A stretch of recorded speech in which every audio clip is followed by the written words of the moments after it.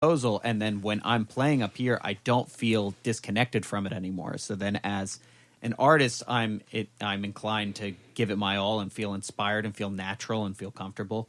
And then I'm sure, when it comes time to the mixing end of things and when it comes time to the post-production end of things, we're not worried about, well, shit, was Adam in the room with that guitar amp and was he like screwing around near it, and can you hear the acoustic sound of the electric strings, or like him breathing heavy because he does that a lot? Is that on the track, or can we just like be done with this and be happy with what we have? And so like making something that feels just as good on the capturing end of things, because like even I remember our buddy Andrew Wilson, amazing electronics wizard and gear nut, once said, like, I don't understand why we don't put enough emphasis on the speakers that we choose for our guitar, because ultimately that's what you're listening to. And I think the same thing is true when it comes to recorded music. Ultimately, the thing that you're listening to is what that microphone picked up. So, like, you should know your shit, and you should really care about that part and put the time and effort in. Maybe not in the session, but at least in your journey as an engineer or as a producer, to learn those things and understand those things. And even if that stuff isn't available to you, like I certainly never had this stuff available to me in years prior. I would just go to YouTube and I'd watch videos, and instead of doing like an 8-hour mic shootout with my buddies, which sounds like fun in its own right, but it also sounds dreadful, and I extend my condolences to those assistant engineers and interns at big studios who have to do that as often as they do. I'm sure you had to do that at Philly Sound, Tom. We had some fun. And I'm sure it was a ton of fun. But I also know people who dread that side of things. But like if you're looking to up your vocabulary, like go to YouTube. There's so many resources out there now of like how you can learn these different things. And if you find like good trusted sources and like people who are listing a lot of their the gear that they're working with, or you appreciate their input on things, go watch some videos and learn what mic is going to get you that sound that you want. Adam, there's actually a awesome website for that. Yes, there is, called Audio Test Kitchen. Audio Test Kitchen is dope. Yeah, and you can listen to. We'll put that link in the description. Yeah, different mics on different sources, and I believe they have like pretty consistent sources, so it's very, very, very, very cool. I mean, that's a perfect, kind of idea to maybe end on and take this episode out by just talking about some basic theories and thoughts in terms of from the most basic to maybe taking, whatever chain for a certain instrument to the next level. So maybe we just kind of go through like a little like step-by-step thing, assuming maybe just as an example, we're taking just like a basic rock band setup and, whether it's in the home studio or wherever, what those, a basic chain might look like for us, and what sort of things we might think about, putting in there if we were trying to like spice something up or take it up a notch for each one, if you have just the bare bones thing and you want to go there. So I mean, everybody, I think, you talk about YouTube. I think unlocking the mystery of tracking vocals is probably dominating a lot of that space out there, and I think is probably pretty heavily searched topic in terms of how to do that nowadays, because I think a lot of people get a mic, put it in front of them, and are like, man, this sounds nothing like my favorite record, or like, what am I doing wrong? And maybe some of that might be in the post-production, some of that might be in the writing itself, right? That it's just needs to continue growing and evolving. But what would we start out with, Tom, maybe, and Adam too? I know you do a lot of stuff at home. Just quick thoughts on initial vocal chain, right? Yeah, I mean, so the first thing I'm looking for is something with a big transformer. Transformers have a I find they have a natural compression to them. If you have a good one, you're not looking at the level while you have a good level, and if someone's really going for it and they're a good player, you know where that it's not going to peak, it's not going to go over. And then again, this is like a generic boilerplate. Have like a fast compressor to catch your transients, and then a slow compressor to kind of like just beef up the overall signal. Plays, if you will. Yeah, exactly. I think the best metaphor for that that I was told was like, if you think of it like how you cook a burger, whether it be meat or plant based. You have a weight that, like, in these kitchens, like, to cook it faster, you can put a weight on it. So maybe that 1176 style compressor is just our weight to kind of hammer that down, and then it's cooking on the LA2 style. Right.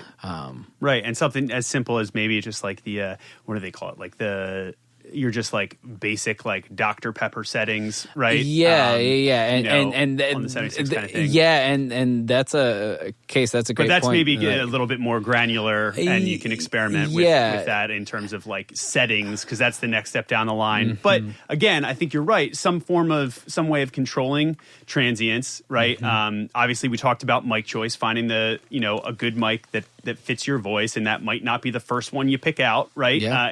That might be some trial and error too, but thinking about the hard versus soft thing, and then thinking what's next in it, and what could make the signal going in better. That means you have to do a little bit less in the box afterwards. Exactly. Is great. And sometimes, an EQ might be nice, but again, that's if you're you can almost control some of that too, if it's a dynamic mic, especially like we said, with your distance from the mic and the room around, as well as the style of mic. A U47 sounds different than a U67. Right, it sounds different than U87. And there's sites like that, like Audio Test Kitchen, where you can kind of shoot out and be like, oh, I do like this style, or just look up some of your favorite records and see, depending on their popularity, there might be an interview with the producer or the artist and that talk about that, right? Yeah. So, on that note, Adam, as a bass player, what because you've done some remote stuff at home, especially over the last year, you've cranked out a ton of stuff that Tom and Vine worked on, and for your own stuff, what's like the bare bones setup that you're looking for to get a decent bass DI track or bass track in general? A good DI is just going to be key for bass, and like be it like if you have just like a really good just standard DI, we have some of the warm audio DIs, the active ones with the Cinemag transformers. Those are great DIs. Or I always fall back on my trusty old Sansamp, man. Mm-hmm. That is just like the quintessential bass DI, and I've seen plenty of other ones that I'm really big fan of. I think Aguilar makes fabulous stuff. Their Tone Hammer DI is really good. A Designs, the Ready DI. Yeah, the Ready is awesome. Big old tube. That's a little bit more on the pricey side, but that's an amazing sounding DI. Or the Tronographics Rusty Box is like a Trainer TS50B in a box. So if you're looking for that aggressive punk rock sound, that's got it in spades. So I think just having a really good DI off the bat is super important, especially because bass, bass amps can't gather a lot of that sub information that you need, or can't reproduce them unless you're working with an 18-inch speaker, which we sometimes are, which is fabulous. But having your good DI is definitely going to be step one, and then from there, the amp side of things, especially if you're working with grit and stuff like that, that's where you can be a little bit more flexible. I know folks who have Marshall JCM 800s as their bass head, which they just pair with something like a solid state Hartkey or something like that, to where the JCM 800 is all the character, and then the Hartkey is the girth and the sub and the super highs and the detail. So I think from there you kind of have a lot of different options. But as far as me personally, as my session rig goes, I just have my solid Sansamp DI. Sometimes I'll put a drive pedal in front of it, depending on what I'm looking for. And that could be, like my Fuzzrocious Rat, or it could be my Big Rough built by Zach Weeks, or the Camel Tone Freak Scene.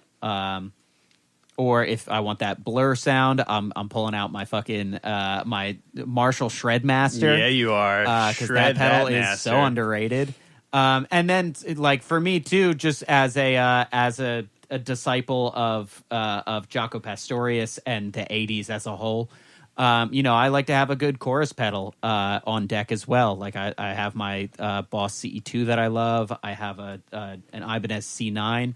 Or for dual purpose, I'll bust out my my Electro-Harmonix Pitchfork that has a true chorus setting on it, where it's like actually pitch shifting and not just time stretching to get the sound. And then on top of that, I've got my Pitchfork then for octaving things, because sometimes you need that extra sub that like your bass just doesn't have, and you add that octave, or like play a part up an octave with a sub synth from like a Boss OC3 or something like that, where now you have a totally new like a thing much of different sub. sound. Yeah. Well, Case, how about guitar? I know nothing about the topic. Oh, cool. Casey's never seen or heard a guitar before. I don't think he's played one either. Yeah. I think he's a puppet. I have a Rock Band controller. Cool. That I just press one button. Real quick and though, it the Rock records Band the mic tracks. and the Rock Band cable that I know some folks have, or maybe it's the Rocksmith cable that I'm thinking of, have made their way onto more like demo recordings than I care to think about. Well, you got to use the good stuff, you exactly. get what inspires you. So yeah, I think first and foremost for guitar, it's like it almost comes before all of this, where sometimes the difference, it's like, yes, a lot of the magic is in the pickup, and then it's also just in the hands of the player. Someone that's been playing guitar for 30 years and has been recording for a significant amount of those years is going to play inherently different than someone that's been playing for 3 years and has never heard themselves or played a full song on a recording and seen how it translates, right? And tried to take a vision and execute it and do it in like a really clean, really earnest way. So beyond all that, assuming all that's in place, and or assuming that's you're working to move the needle in that regard all the time, capturing a DI 100% is crucial. But then also, I think I would go as far as, and even for bass, when we're talking about this, and we touched on it as well in terms of keys, I think a big thing, and the question people ask about nowadays in a lot of modern production stuff is the like real amplifier, like pushing sound and capturing a mic, versus an amp sim or a simulator pedal or software type stuff.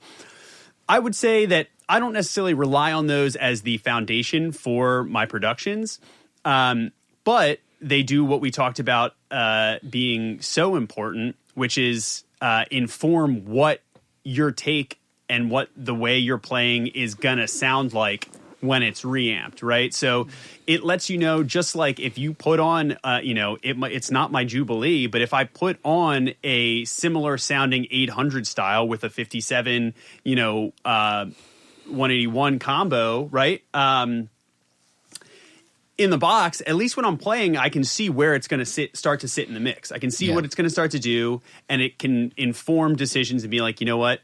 It's not, that chord's not meaty enough up there. I got to go low with it, right? And it'll give me enough of that sound and understanding when kind of building out a track to make the right decisions, so that when it's reamped, it's not like, oh man, it still doesn't sound great. So that it's only sounds better, more real, more punchy, and has more life to it. So I would go as far as picking out something that does that for you. Luckily, anybody in Logic, GarageBand, a ton of them built in, come free with it. So finding a couple sounds like that are maybe similar to your live rig, right? Similar to what you know.